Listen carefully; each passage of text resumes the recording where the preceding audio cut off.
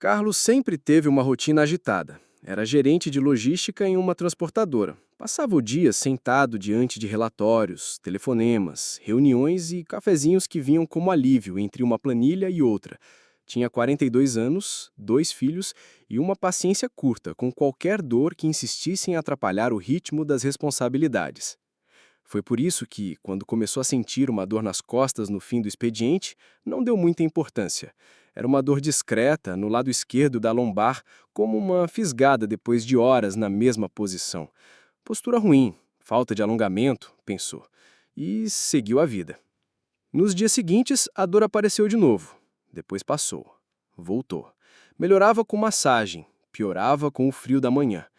Carlos, como muitos homens, achava que corpo era coisa de dar conta no automático. Dormir mal, carregar peso, estresse, tudo virava explicação. Mas com o passar das semanas, a dor deixou de ser discreta. Começou a acordá-lo de madrugada. Era como uma pontada que atravessava a lombar e irradiava para a perna. O tipo de dor que não te deixa encontrar posição nem de lado, nem de barriga para cima. Um incômodo profundo, como se tivesse vindo de dentro do osso. Ainda assim, ele relutou em ir ao médico. Primeiro tentou alongamento, depois comprou uma cadeira ergonômica, fez até algumas sessões de quiropraxia com um colega de trabalho.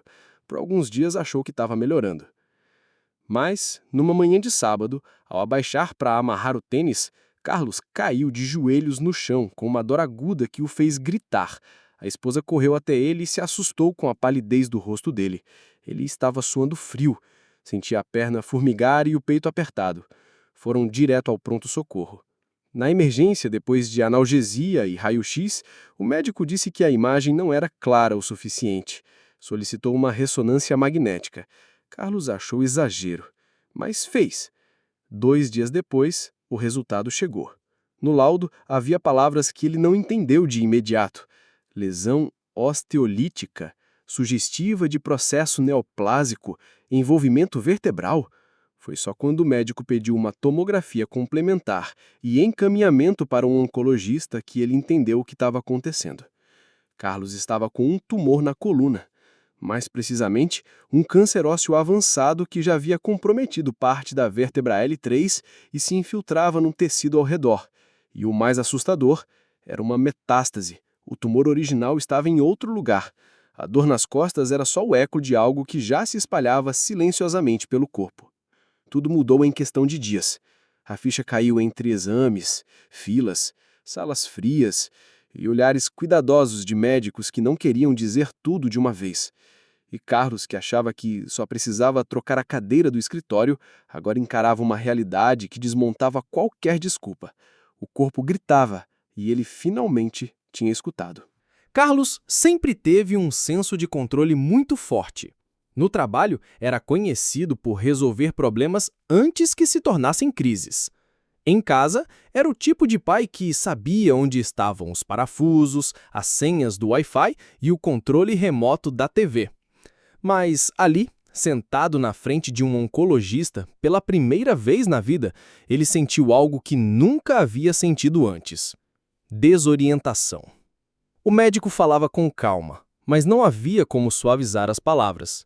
O tumor que havia se instalado na sua coluna era secundário, ou seja, era uma metástase.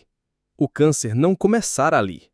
Aquela dor nas costas que ele carregava há semanas era apenas o reflexo tardio de algo que já avançava meses, talvez até anos, sem sintomas evidentes. Precisavam descobrir onde estava o foco primário. Fígado? Pulmão? Próstata? Começaram a bateria de exames que parecia interminável. Tomografia de tórax, PET scan, biópsias. Enquanto isso, ele já precisava começar a medicação para conter o avanço da lesão óssea, pois corria o risco de fratura espontânea na coluna.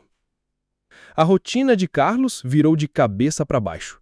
Já não conseguia dirigir, precisou ser afastado do trabalho.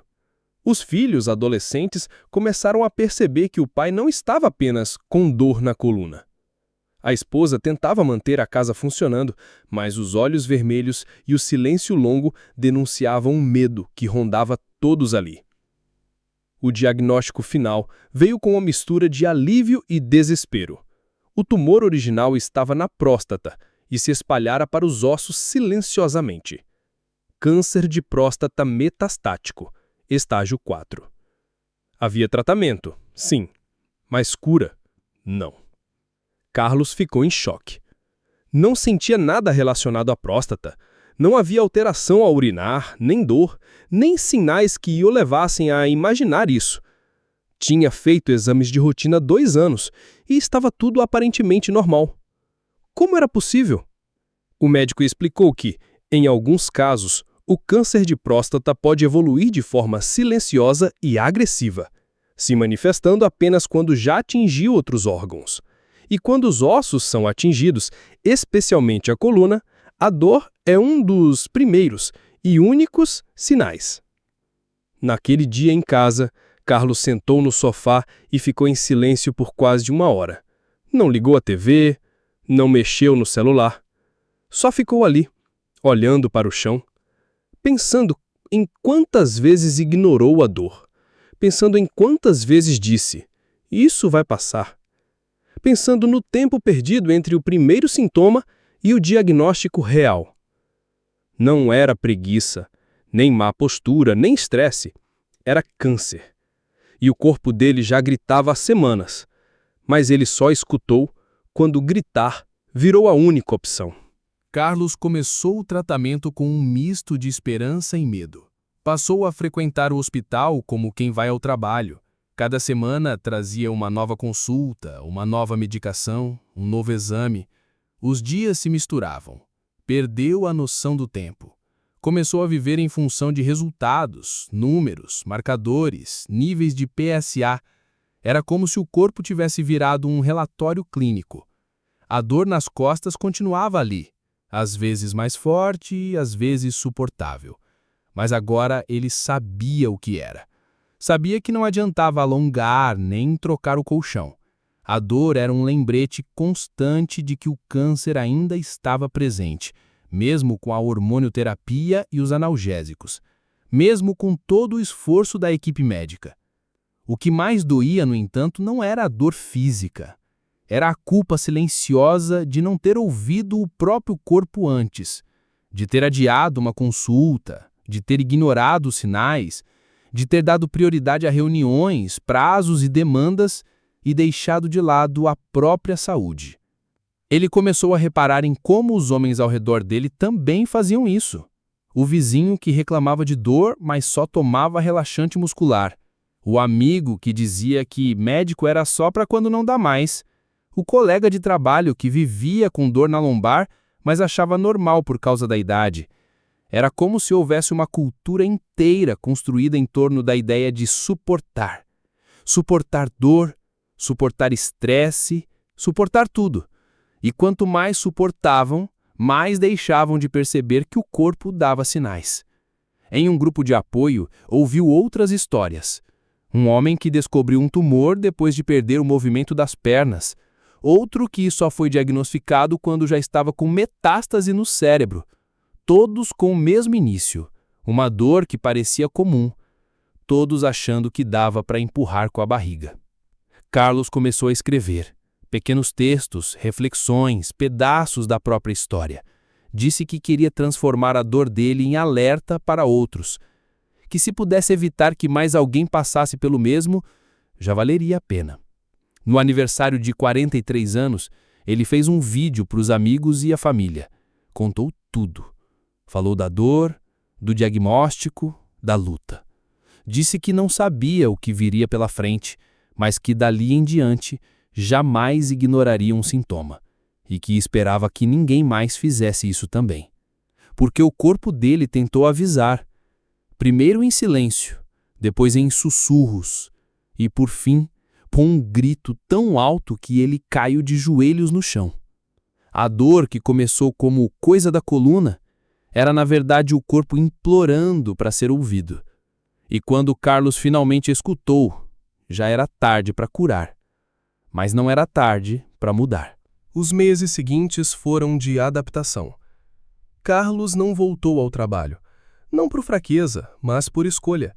Decidiu que precisava viver no tempo do corpo, não mais no tempo das metas. Aprendeu a escutar mais o silêncio, a respirar com atenção, a respeitar os limites, os físicos e os emocionais. Começou a ver o corpo como um companheiro, e não como uma máquina. Um corpo que, mesmo doente, ainda tentava protegê-lo. Um corpo que, mesmo ferido, dava avisos. Gritava, não por raiva, mas por desespero. Hoje, Carlos convive com o câncer. Não o venceu, mas o enfrentou. E essa coragem mudou tudo. Ele segue o tratamento. Alguns dias são bons, outros difíceis. A dor vai e volta, mas a consciência nunca mais foi a mesma. Quando sente o incômodo novo, ele não ignora. Quando sente o cansaço fora do comum, ele investiga. Quando o corpo sussurra, ele para e escuta. E mais, passou a falar com outros homens, em grupos de igreja, em encontros comunitários, até em redes sociais. Conta sua história sem vergonha, sem filtro, porque entendeu que enquanto muitos morrem em silêncio, o alerta de um só pode salvar dezenas. Carlos se tornou exemplo, não por ser herói, mas por ter deixado de fingir que estava tudo bem. E se ele pudesse voltar no tempo, faria só uma coisa diferente. Teria escutado a dor desde o começo. Teria acreditado que o corpo não mente. Teria respeitado aquele incômodo lá atrás, quando tudo ainda era tratável. Mas agora, sua missão é garantir que outros escutem antes que seja tarde. Porque a dor nas costas parecia comum, mas era câncer nos ossos, e o corpo gritou. Se essa história te tocou, não ignore o que você sente. Se algo te incomoda há dias, semanas ou meses, investiga. Se teu corpo está te mandando sinais, mesmo que sutis, escuta. A diferença entre a dúvida e o diagnóstico pode ser o tempo. E o tempo, quando se trata da sua vida, é o bem mais precioso que você tem. Aqui no canal O Corpo Grita, toda semana você vai ouvir histórias reais de quem quase não ouviu a própria dor e aprendeu, às vezes tarde demais, que o corpo fala, sussurra, até gritar. Se inscreve no canal, compartilha com quem precisa ouvir isso e lembra que escutar o próprio corpo é o primeiro passo para salvar a própria vida.